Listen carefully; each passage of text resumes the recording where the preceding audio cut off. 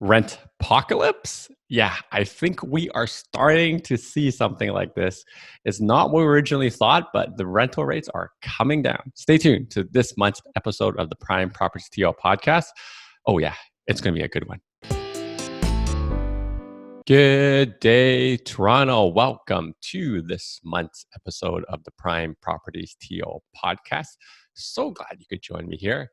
In this month, I wanted to take some time out to talk about what we called the Rent-Pocalypse back in April. Back in April, we said that when COVID hit, that we would be worried that a lot of the tenants would stop paying rent and that all the landlords would be screwed and everything would be into chaos. Remember that? Well, that didn't happen, but a different type of rent-pocalypse is happening right now. And what I mean by that is the prices are dropping like crazy. So I'm going to go through some numbers today and kind of give you a lay of the land in terms of what I think will be happening with the rental supply and the rental pricing. And then I will also bring on Arnie to kind of talk about what's happening in the downtown core when it comes to rentals and assignments, because we do have a lot of clients who are concerned because we have some pre-construction closing, right? So let's kind of break everything down slowly, one piece at a time. If you guys have been paying attention to the media headlines right now, there is a lot of buzz going on about how right now the average rents in Toronto are down 13%. That's a lot. That's a lot. But, just from a optimist, like a glass half full kind of perspective, the last 3 years before COVID, rents were up like 8 to 11% per year. So being down 13% is not the end of the world. It's like, dialed back a year and a few months, but it's still not great, right? So being down 13% takes our average price from 2411, like 2,411. This is back in January 2020 when condos are crazy hot and everyone was trying to get into the downtown core, the no one's inventory. Now our average rent is 2,131. Okay, this is according to rentals.ca. So this is a really stark drop because if we annualize this, right, this is only 9 months from January until end of September. That means this is 75% of the year. And if we do some quick math right now, that means if we do an annualize, it'll be down about like 16 to 17%, which is very, very substantial. That's like about 2 years drop just right off the bat. This is a very steady drop. And what I mean by steady is as COVID hit, more and more people were leaving the downtown core, right, into the what they're calling the suburbs and the exurbs now. So when this was happening, not everyone was just looking to buy as well, right? So anyone who was renting kind of in a little small, what some people call shoebox in the sky, right? Like, a smaller condo so that they're close to work. They have all the amenities within walking distance. They can walk to the office. So they didn't really spend much of their time in the unit. They spend most of their time outside of where they live. So it became kind of like a place for them just to sleep. So the size didn't matter too much. But now that everyone's working from home, all the restaurants are closed, all the kind of amenities are closed, the gyms are closed again. What is the point of just being cooped up in a smaller place, especially in condos where you can't actually access the amenities, right? So that's why there's a lot of people, even if they're renting, they're like, why am I paying this type of rent to be in the core or be close to work when I'm working from home? I can't access all the perks of, being in the downtown core. So there's a kind of push outwards into the exurbs or larger spaces because that's just the human psychology. Now, with what's kind of happening right now, it's going to sound really bad. I'm just going to give you a heads up. But as real estate investors, just understand that we have to have a long-term perspective, right? Previously, when I was talking about the resale condo market, I was saying, maybe we're looking at about 12, 18, 24 months until recovery. You have to look way past that because when you lose money is because you act rashly or irrationally, where you're reading headlines, you're freaking out, you think the world's going to collapse. I can tell you this, if you have a long-term plans, what I've been telling everybody, just stay with it. It will pass, and then the market will come back. The fundamentals of Toronto have not changed. They have not changed. And there's talks about increasing immigration into Toronto and Canada after COVID because we need that type of immigration to propel our economy further. So when the economy boosts up again after immigration, when this whole pandemic blows over, we can start seeing a push towards the condos recovering. So you have to just ride it out, okay? So ride out kind of the rough times right now. But what I want to tell you right now is just what is happening. So do keep that in mind. You need to find a way to survive this. And I'm going to give you tips on how to survive this at the end of the podcast. So when I was talking about the smallest units kind of not doing very well, these are mainly the investor units, right? So these investor units range for anywhere between like 400 square feet for like a bachelor's. They're actually building them as small as 350 now. I've seen some of them. And also the one bedrooms around like 450 to call it like 500. And the two bedrooms really are like 660 square feet. They're really efficiently laid out, but like it's still 600 square feet, right? Like the office I'm in right now, I think it's like 200 square feet.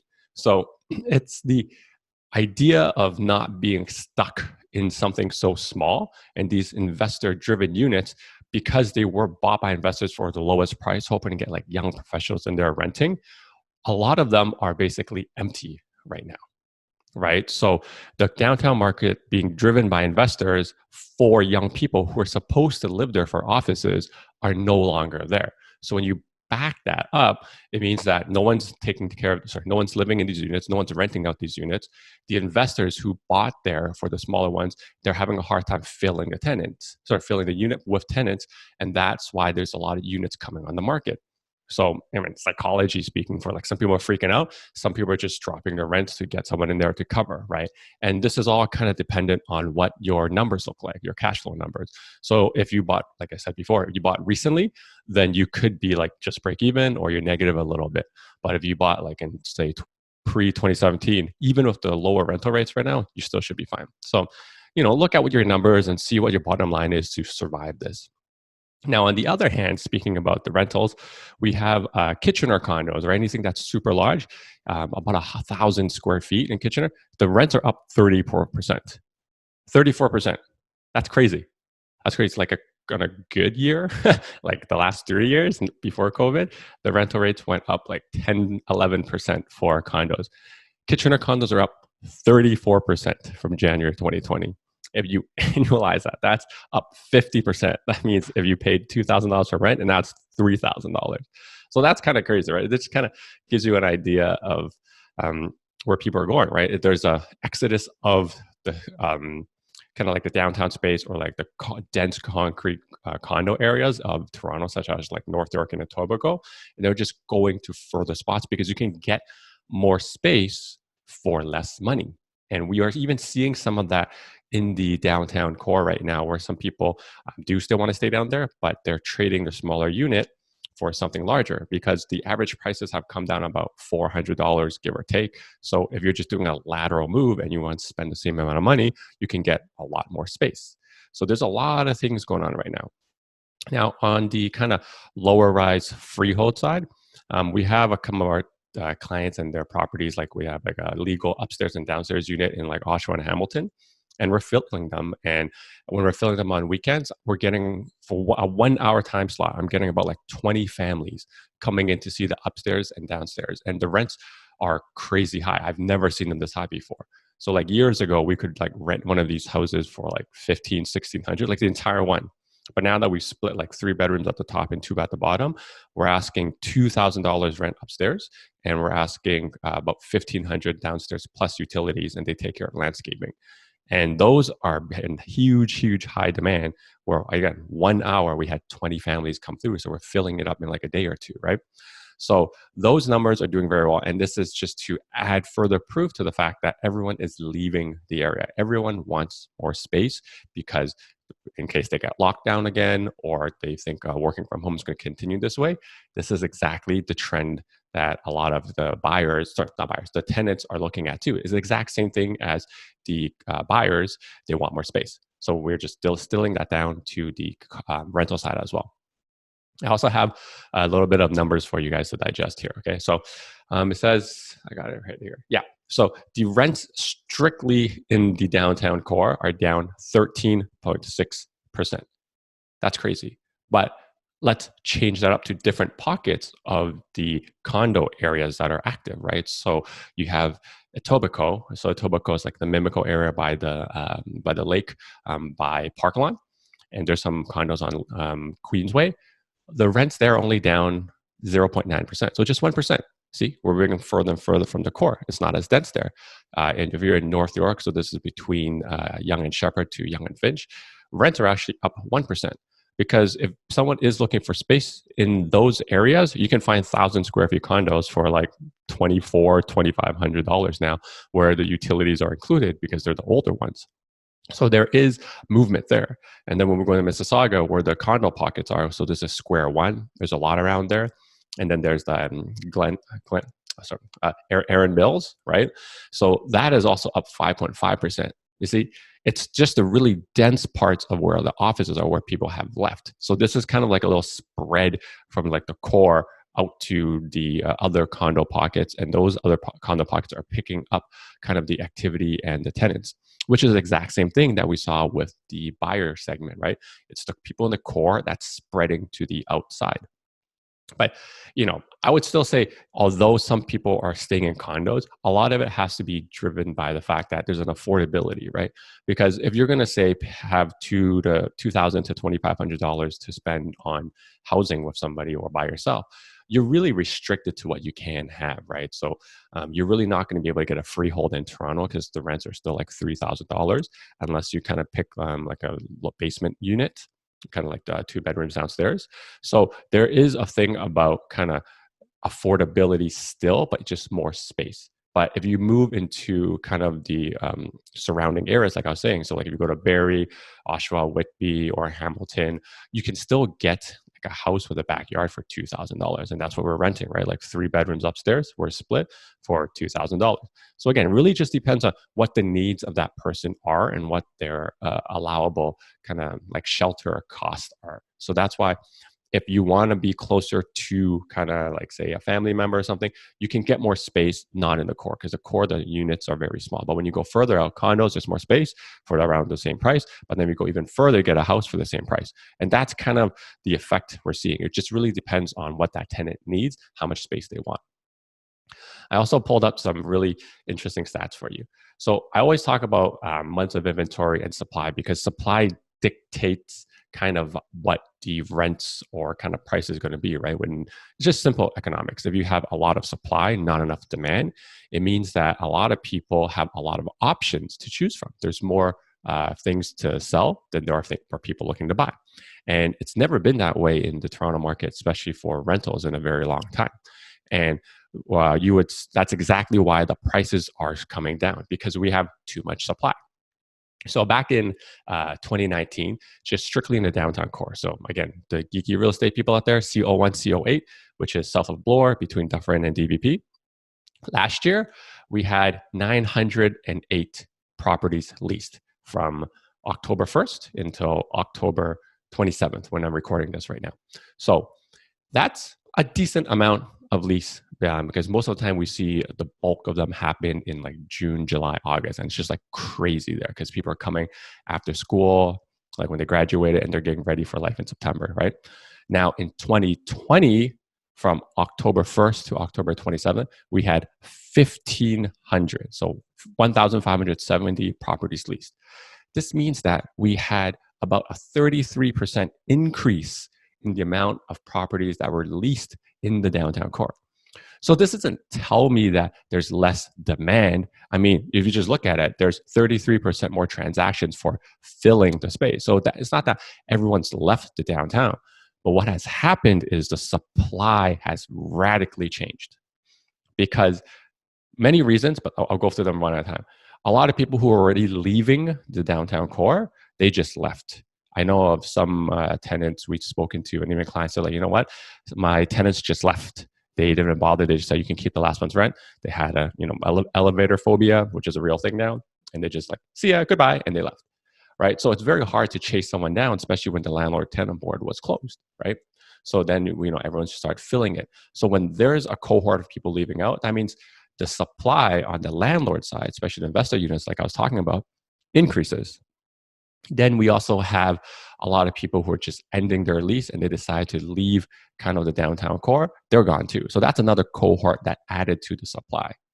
And then the final one is there's a lot of pre-construction that's completing, like entire buildings completing that are opening for supply. So it takes about 4, 5, 6 years, depending on how tall the buildings, to complete a pre-construction, right? So if we dial it back, it's 2020 now. Anything that was sold in 2016, 2017, give or take those times, depending on the height of the building again, those buildings are coming to occupy now, meaning they're coming to finish. I talked about it before, like when we had a huge amount of pre-construction being sold in 2016, there's a lag for the units to complete. It just so happens that 2016, 2017 was a record year for pre-construction, and now we're finally starting to see those units be ready. However, they're ready in a time during a pandemic when nobody wants to be in the core. So we have like 500 unit condos occupying right now, or a record high, and it's very hard to fill them. So that added another bulk of supply. Because before in October, I looked at the months of inventory, it was basically packed tight. Like there was, say 1,000 listings come out, like 900 of them would be leased. Now we have 1,500 leased, but we have like 4,000 supplies. Every single day when I keep a monitor on CO1, CO2, there's a little ticker on the back end that says how many new listings come up. And there's a limit of 250. Every single day from Tuesday to Thursday, I see 250. So that means every single week, there's at a minimum 1,000 new listings that have come up. This is how crazy it is, 1,000 new listings. So 4 weeks in a month, 4,000 listings. We have 1,500 leased. That means the months of inventory is through the roof right now. It's like a 4, 5, 6. I didn't look at the numbers, but it's through the roof. So that's how much supply we have. We have basically 2 times as much supply as we did last year at this time, which is absolutely insane. Oh, actually, you know what? I did write it down. So we had about 5,200 properties available for lease. 5,200. So a quick math allows me to put it at, that means we're at about 3 to 4 months of inventory, which is crazy. It's absolutely a tenant's market right now. And it's weird to say because it's never been like this. It's always the landlord's market because there's never enough supply. All the jobs are downtown. Everyone wanted to be downtown. But now it's the exact opposite. Because when a year ago, the average price was about $2,700 in rent, now we've shifted to about $2,200 in rent. We're down $460 because of too much supply, which is what I was telling you earlier about. Too much supply leads to prices dropping. And depending on what the strategy is, what you bought it for, some owners are willing to let it go for less and some aren't. So some kind of are still stuck in their price point, but it's the people who are willing to let it go for less that kind of dictates what that price point is. And then it starts a kind of cascading effect, right? So let's say you're in a building, right? I don't know, call it 1 Toronto Street. If there's 400 units that are all 500 square feet, give or take, and they were originally rented for $2,500 a month, everyone comes back on 25, maybe I'll get lucky. I pray, maybe someone likes my unit more than the other 400 units that look basically the same, except for a minor view change. Then what happens is one month goes by, 2 months goes by, but there's some people who are like, oh, I can't leave it empty because I'm bleeding $2,000 a month, right? These are not like kind of like large pension funds where they're like, I can leave the cash, right? These are like small time owners where they needed rent to pay down their mortgage, right? So when you're out $2,000 a month, that hurts a lot for a lot of people, right? So then they're like, okay, you know what? Maybe not $2,500. I'm going to put it to $2,400 or $2,300. And then now it becomes a race to the bottom. And then when you have a race to the bottom, so much supply, tenants who still want to live in, say, 1 Toronto Street condo building, whatever, they are like, whoa, I have so many options. So then that's when the tenants start having more leverage. They would start kind of getting more incentives. Some people are giving free rent, right? Some people are just reducing the price. And this is why the price has been dropping down. And if I had to look at this, the supply is so high right now, that's similar to the resale market, that do I still think the rental rates are going to come down some more? Yeah, I think there's still a chance, right? Because right now there's so much supply. We're coming to the winter months. Although the condo market isn't overly seasonal, there's still a lot of people who aren't looking for places to live right now, when winter comes, right? going into a condo is not the end of the world during wintertime. It's not as bad as a house, but it's still a pain in the butt to move in the wintertime. So I suspect the leasing market to slow down, and it has normally already by October, November. And I think we're going to have huge supply increase some more because there's a couple big projects that are finishing this year. And I think it's going to maybe drive the prices down a little bit some more. Okay. Now, I also have a chart here. I'll put on the screen here for those of you who are listening on podcast or in a car. I'll say the numbers, but it's really just to give you an idea of how much the rents have changed from September 2020 from last year, right? So I'll start from the bottom to the top, meaning the ones who have seen this most significant drop. So we're looking at Toronto. Prices, like all of Toronto proper, not just like the downtown core. So this is like, south of Steeles, including like North York. We're down 14 point, sorry, not including it, like we were so including Midtown, former Toronto. So we're down 14%. North York, we're down on about 14%. And then it also lists other major cities like Winnipeg is down 14% as well. But then the other cities that are in Ontario that are adjacent to us that are down a lot are Etobicoke, they're down 11%. Vaughan is down 10%. York, like Markham and Richmond Hill, is also down 7.3%. And Mississauga is down about 6%. So I list those cities because those all have pockets of like giant condos, right? Like I was saying. So obviously we all know Toronto has pockets of condos. North York has pockets of condos, right? Etobicoke, like I was saying, Mimico has pockets of condos. Vaughan has Highway 7 and that little node there, which has tons of condos. Mississauga has Square One and Erin Mills. And here's an interesting fact. When you look at different cities, such as Scarborough, which is just to the east of Toronto, the rents are actually down 0.6%. They're actually still quite high. This is not just condos, it's just an overall average, right? It tells me that because Scarborough doesn't have that much supply of rentals, the rates haven't dropped because the demand is the same, but the supply remained the same. So it's still relatively, I won't say competitive, but like it's not as bad as say some of these areas. But when everyone is leaving these giant towers, that's when supply increases, and that's one of the reasons what's driving prices down. Of course, there's COVID and everything that plays along, but ultimately it's the supply side that's driving the prices down. So, these kind of like brand newly built condos all over the place, they're going to drive the supply up in different parts.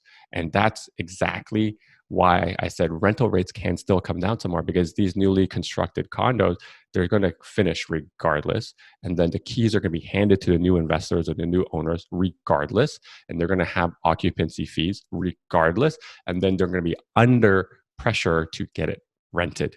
And then that's when more supply comes in, race to the bottom, right?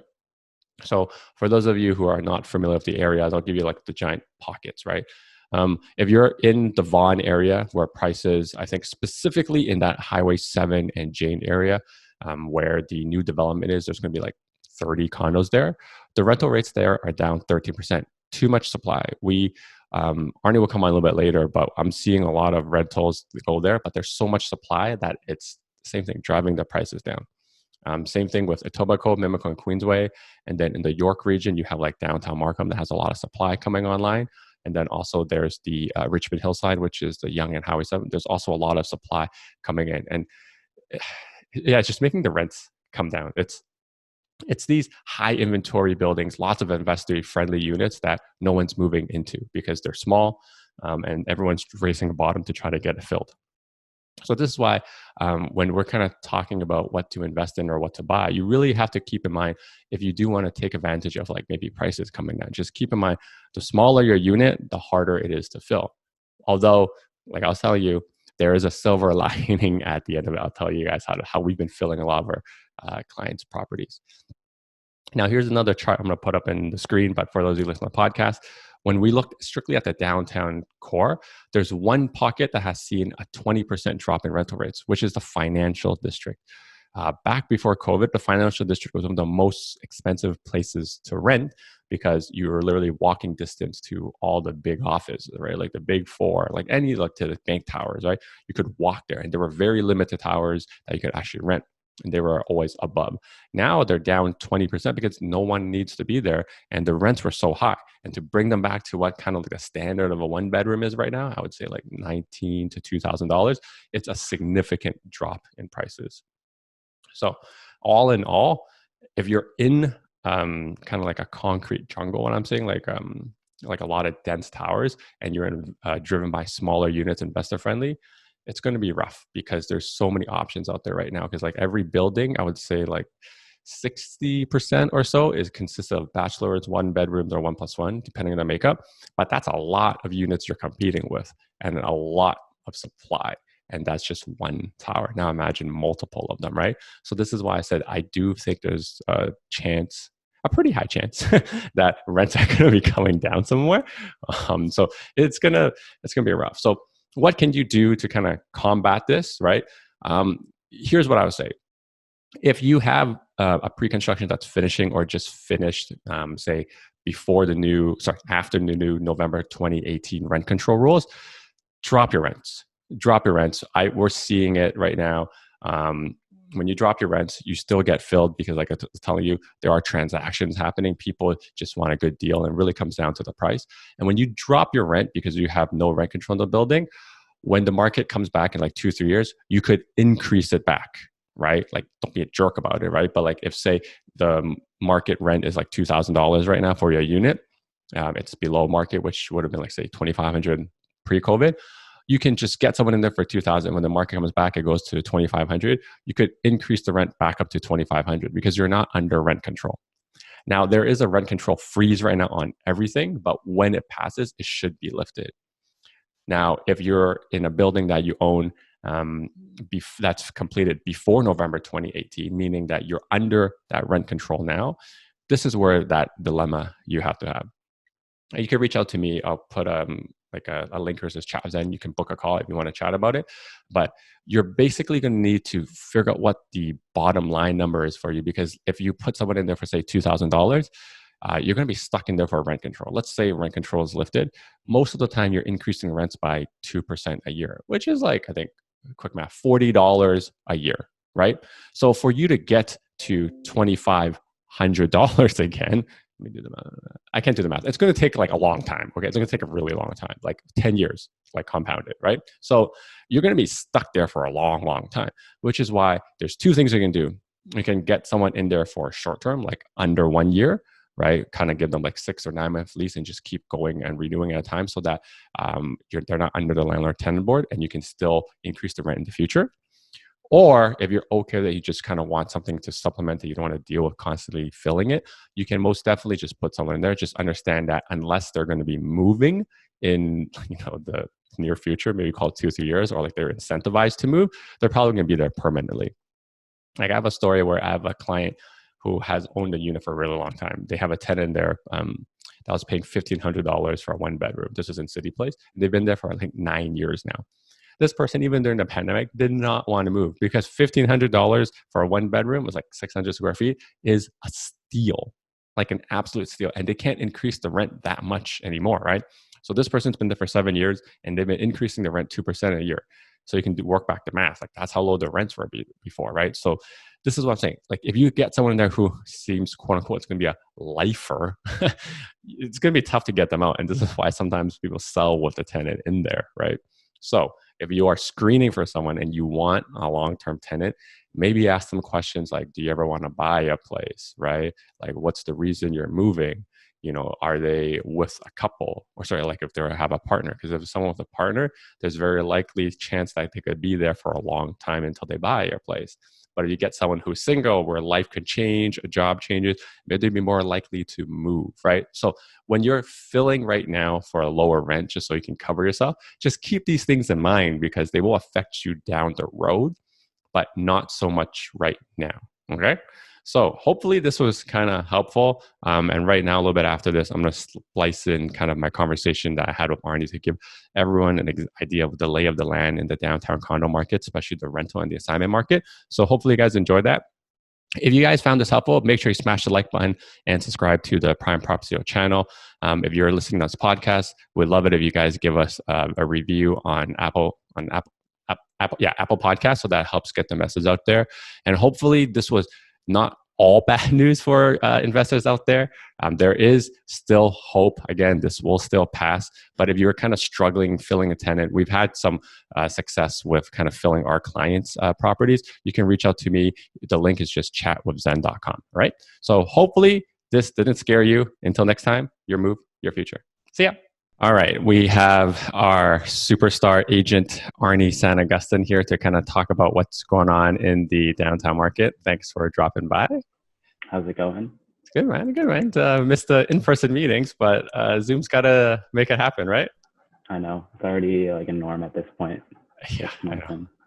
All right, so what's going on? Let's start with the rental market. Like, what are you seeing by transacting and being in downtown so much? Like, what's happening? Yeah, sure. So I'll use 2019 as sort of a benchmark for the reference point. Yeah. But to give like a very broad idea, basically last year where I was able to say, for example, south of Bloor and just set like a proximity or a range and like really basic budget, call it 2100, there'd be maybe 150 units. Now it's like I have to be very specific in like which neighborhoods I'm picking just because the amount of results is like there's just too many. And so renters are also seeing that, like, unless you have that knowledge of like, oh, like which areas are good, no one's going to scroll through a list of more than 1,000 units. So yeah, like the biggest I see what you mean. So just like context for anyone listening who's not a realtor, on our back end, there's basically a limit to how many listings can show up. I think it's 200, right? Yeah. Yeah. So like when we populate. Yeah, when we draw these little maps out, there's that much inventory for rentals right now that you have to shrink your map. Yeah, like significantly, because there could be 200 in one single building. So, yeah. Okay, since we're talking about that, let's talk about this. I think you were working on the Lighthouse project, right?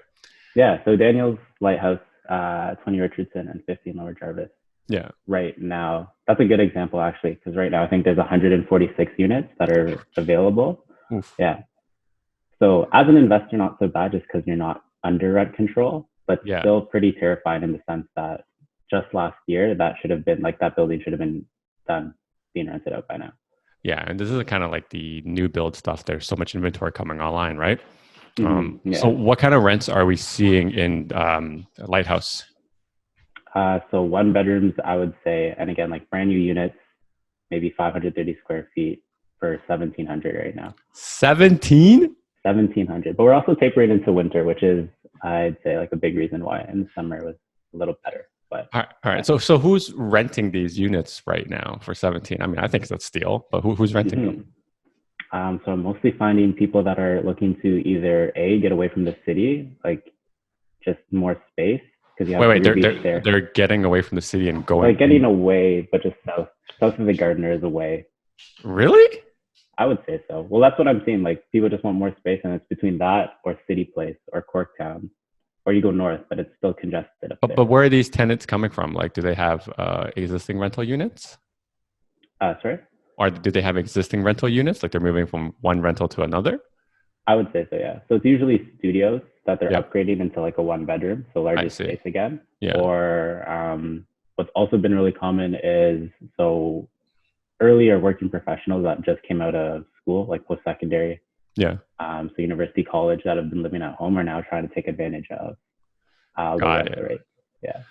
But do they know that they're not under rent control? Like it's going to go back up after? Oh yeah, I mentioned it. So I mean. And they're cool with it?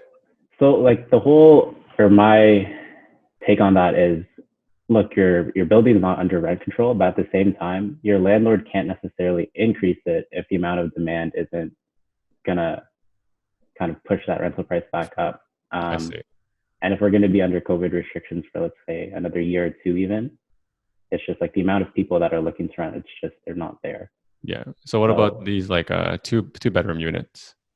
2 bedroom units, the lowest one I saw was for 2050. Yeah. How big? But it's like super efficient, 650 square feet. Oh yeah. So the new parking? Yeah. No parking. No.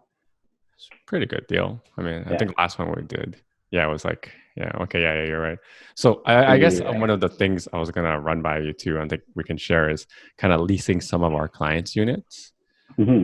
So I think we'll share some of our stories for all the listeners out there to give you an idea of how we're renting. I'll start. We have a client. Don't name them, okay? Yeah. In South good. Core, 700 square feet, 1+1, 2 washroom. Original rent 2,500. We had it for, was it 22, 21? I feel like it was 21. 2150. Yeah, we had it for 2150. Crickets for like 2 months. We did the whole thing. We extra marketed. We got all the high end photos for it. Nothing. And then we're like, okay, let's just gotta fill this thing. No rent control, doesn't matter. We dropped it to 1875, 19? 1850. Yeah, 1850. Immediately 6 showings, I think, over the weekend, and an offer right away. Yeah. Right. So this is kind of like an example of it just comes down to pricing, right? Yeah. Yeah. Well, so what were some of the other ones that we had? Well, the Harris Square one. Harris Square is doing well. Right. So it's a 1+10, 640 square feet, which is like significantly large, and a really nice balcony and a view of the CN Tower. But we have that at 1900 right now. Yeah, and I think we have a lot of activity on it, right? Yeah, I think there's been at least 15 showings, and it's only been a week.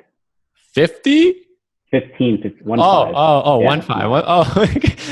When there's that many units, it really just comes down to price, because people will like, rather than look through everything and try and negotiate a deal, it's like if the deal's already there, why put in the extra work? At least for the majority, that's what I'm seeing. Yeah, I mean, we kind of did it too. Like we did that one. I forgot the building, 120 Parliament.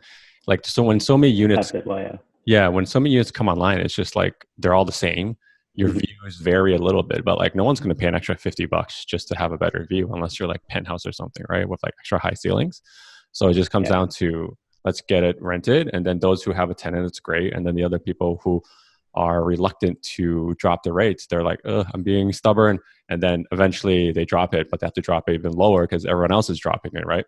Yeah, it's just too many units come out, right? So like when we, I think you made a good point where like anyone who's coming out of the pre-con, just beat everybody, undercut everybody, get it rented, and forget about 100%. It. Get your occupancy fees covered, right? So otherwise it just becomes, No, go ahead. I was going to say, otherwise it just becomes a race to the bottom. And then the later that you are into that race, you're worse off Yeah, for sure. I think the Harris Square, the occupancy was what, $1,800 a month? Something like that. It was really close. Yeah. So putting it at 19 means that like you're just breaking even. I think our client bought this in 2016, I think. Something like that. End of 2017 actually. End of 2017, yeah. So like they're gonna break even and they can just carry this. Whereas like, on the assignment market, like it's dead. It's just like dead. Like what are you seeing on the assignment market right now? Oh, and just for context, Arnie specializes in a lot of like condos downtown. He's also the guy who basically sells our assignments in like a day or two. So he's the guy to go to. Assignment market right now, just because of like the whole scare with COVID and everything, people losing their jobs, investors know that some people bought these knowing that like they wouldn't be able to close, so they would try to assign it. Yeah. So unless you have financially distressed sellers, those are the ones that are really moving those assignments. And it's like, if you're on the selling side, it sucks. But at the same time, to get your deposit out is really comforting if you can't obviously close. Yeah, for sure. But pricing at anything close to resale, even at maybe like a 5% discount, it just won't. Unless the unit's like, again, like penthouse level suite or like in crazy views, has parking, like everything. People are being really selective with So would you say the people who are buying these assignments are end users or investors? It's like the assignment market right now is more geared towards end users for sure. Because investors, it's just going to translate to the crappy rental market that we have going on. And so you see those numbers and it's just like, why would I, unless it's really like a buy and hold for, I would say at least 3 years. And I think there are better things to do in like Oshawa, Hamilton. There's really no reason to pick up an assignment as an investor. Yeah. So how are you seeing the supply of assignment? Are you seeing a lot of distressed buyers out there? Because I know a lot of people listening are like, oh, I'm waiting for a deal, right? But everyone's deal is subjective. It's still tricky just because some builders are so finicky when it comes to letting assignments close. But I would say the buildings that are allowing it, there's quite a few, and everyone's like now understands that you have to price it really aggressively if you want it to move. So there's definitely a lot of supply. Yeah, which buildings are coming up for people to eye if they're looking for something like this? Daniel's, the Lighthouse, and then Regent Park, I believe it's called Due East. Due East is finishing. Okay, yeah. Yeah, that one's there. And then 50 ordinance, 30 ordinance, and playground. Yeah, Or playground. sorry, the It's Liberty project called Village. Playground, Liberty Village, yeah. Yeah. I think Zen King's not on assignment anymore. There's like resale, right? I don't believe it's registered yet. I think some, we'll check for you guys if you guys are listening, but I'm pretty sure we saw some for sale, but like they're not moving either. So like, I think we have some clients in that area too, where the pocket of Strawn and East Liberty. So where like the entry point to East Liberty is, there's 30 ordinance, 50 ordinance. Is Zen King 19? Was it 19? Western Battery? Yeah, no, like Eastern Bat. Western Battery? Okay, yeah. Western, it should be, yeah. Yeah, there's 3 towers there, and they each have like 400 or 500 units. So at the end of the year, there's going to be 1,500 condos finishing in that pocket alone. Yeah. It's brutal. That rental market there on that side is definitely not doing too hot. Well, what's the rental rates looking like there? It's like the same, 1,700 for a 1-bedroom. Yeah. But then the bad thing about that, or the disadvantage there, is that you are under rent control. Whereas like these newer buildings, for example, Daniel's Lighthouse. You're saying like Liberty Village is under rent control? Yeah. Yeah. But not the ones that are finishing, like Ordnance. Oh, no. Yeah. Yeah. That's pretty bad, man. That's pretty bad. Are you seeing any like rent incentives? So early on, people were offering like more commission for the tenant side. So if like you brought a quality tenant, it doesn't work. People would offer like a month free rent, which is incentivizing, but then they would work it in such a way that like you would end up paying more monthly rent, and then that rent discount kind of like ends up being the same thing as what it would have been. Yeah, I think a lot of the tenants are smarter now, right? Like, yeah, there's just so much information. So it's like, unless you're 100% transparent, people can just Google like apartments, and you'll see like hundreds for 1,700. So it's like 1 month free rent, but I'm paying 2,100 a month. Like it's going to be the same thing. Yeah. Yeah, we tried that on, I think, a few as well. And the agent didn't catch it, but the tenant was like, so when I renew my lease, are we renewing on the, so like this was the same we were talking about, like we rented for $1,850 or something. So we try to throw a free month's rent for $1,850. So it worked out to basically $2,000 for 11 months, right? So we're like, we'll throw you an extra month of rent, but can you do 2,000? The agent was not good, didn't catch it, but the tenant caught it. Right. So like the tenants are savvy now. So knowing that someone's trying to slide in there to kind of lock in the rent for rent control buildings, they're like, no. Yeah, for sure. Yeah. They're very, very savvy now. All right, man. So I'm going to throw some stats at you that I don't think we talked about in our meetings. And you give me your kind of feel on this, okay? Since you're kind of doing it downtown more. 2019, number of leased units in CO1, CO2. So like downtown core. 908. Same time this year, 2020, 1,570. Make sense? Yeah. Are you seeing that much activity? I'm seeing that much activity. Okay, but there's I feel like a big reasoning behind that as well that some people may overlook. What is it? So the whole upgrading to a larger space, I think it's more just like people, upgrading to a larger space as opposed to like new people coming in, obviously. So I think that's where a lot of the activity is. It's like if you can't renegotiate your rent, which is what a lot of like even my friends have done, it's just like, okay, well, I'll just find another apartment. So I think that's where the activity comes from. What are they renegotiating, like just to drop it by like $100, $200?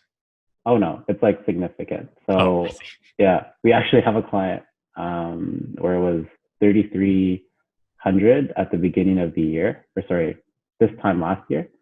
It's a 2+ bed, and it's now down to 2,850, which is in today's market a great deal because you don't have that downtime of being vacant. But if that didn't happen, it's like, okay, that person's now on the market, and I think that's where all the deals are coming from. I see. The activity, Yeah, so like I'm attributing to the amount of leased activity. Basically, there's so much more supply, right? Like I think we have 33% more properties leased, but I think we have like 200% more supply. Oh yeah. Yeah, it's nuts. It's nuts. So where do you think the rental market's going to go?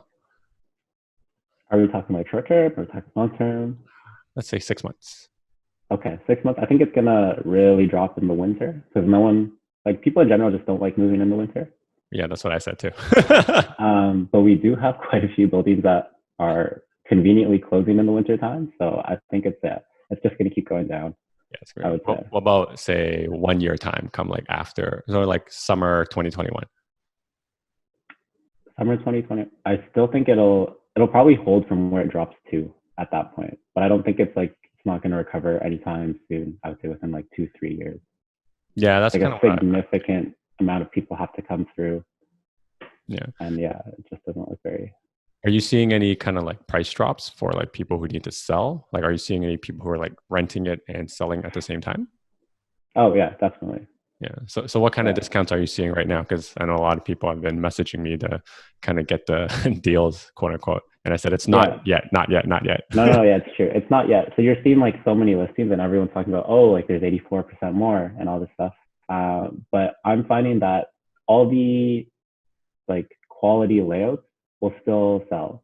It's the inefficient ones where it's like builders forced floor plans where your kitchen in your living space, or like you have these really awkward hallways that eat up into like half of your living space that are sitting. And I think that's like a large part of uh, the listings that are just sitting on the market for months on end. Yeah, the crappy elbow units or like the ones that look like a bowling alley, right?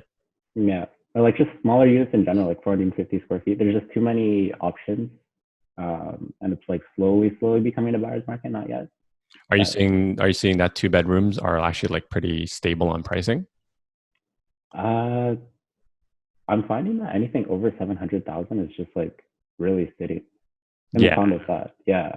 Well, think about it, right? It's $700,000 if you're to buy something to own, right? And Yeah. you don't want to be in the core anymore. You can get like a freehold detached home in like Oshawa, Whitby, Yeah. That Hamilton. area is like on fire. Yeah, it's like Guelph. I think you can get a town, not Guelph. Milton, you can get a town, right? Mm-hmm. Yeah, or even when we were looking at the Oak, there's some Oakville towns for like 7, 8, like the older ones. More Milton. Yeah, Milton. So like those are options, right? So really, I think it's just the investor friendly units with like decent layouts are probably what I think people should be targeting, right, in the coming months. Mm-hmm. Yeah, cool, man. That's good. Thanks for coming on. Yeah. Anything else you want to add for all the listeners out there? Anything you're seeing? No, that's pretty much it. I feel like we covered a good chunk of like what's going on today. Oh, actually, let me get your take on this. You're the pre-con guy. Sure. Okay. Should you still buy pre-con right now? It's the same thinking for assignments. It's only if you're an end user, in my opinion. Yeah, the markup on and it's like a markup that can't be avoided because of development costs, but like the amount of money you're paying instead of just going resale is pretty substantial. Yeah, it's pretty substantial, unless it's like a big project that you want to live in, right? Mm-hmm. And even still, it's like, but do you really want to live in it? Because like it's not a little price jump. It's pretty. Yeah, it's pretty. I'd say a gap is what, like 30-40% right now. Yeah, I'd say 40. In the core, I'd say 40%. I think the last project I was seriously looking at was 1,400 per square foot. Yeah, and I'm pretty sure we can find something for like under 1,000 right now. Easily, yeah. Yeah. Oh, here, let me show you a couple of things. So I had some people reach out to me saying, "Oh, I found some assignment deals." So there was the 2 at Central, so 8 Widmer Entertainment District, launched at $1,300 a foot. I was told that 2 assignments got let go for $1,000 a foot. Yeah. For anyone listening, Arnie's nodding right now. Yeah, $200 haircut. I had another person reach out to me. Lakeview, so this is Concord, where the new Loblaws is going to be. 17-19 bathroom. Yeah, so like they're selling now for like 13, 14. Someone has one for $975 a foot. Yeah, and that's still, in my opinion, just knowing that area, it's still too high. It's still like low ceilings. Yeah, it's okay. The building is nice, but like the quality of the units is just like, again, you go the resale route, you can find so much better. Yeah. Honest opinion, yeah. All right, you heard it here, guys. Arnie says don't buy pre-con right now unless you're going to live in it. Yeah, this is like a quality project. I would avoid it. Yeah, for sure. All right, man. Appreciate your time. Thanks for coming on. And if anyone wants to reach out to Arnie. I'll put his contacts on the screen in regards to anything kind of condo specialized. He's our go-to guy for anything downtown core right now. All right. All right. Thanks. All right. Thanks, man. I'll talk to you later. See ya. Take care. Bye. Now that you're done watching this one, how about this one? Oh, you know what? This one's good too. Ooh, this one's really good. You know what? Just watch them both.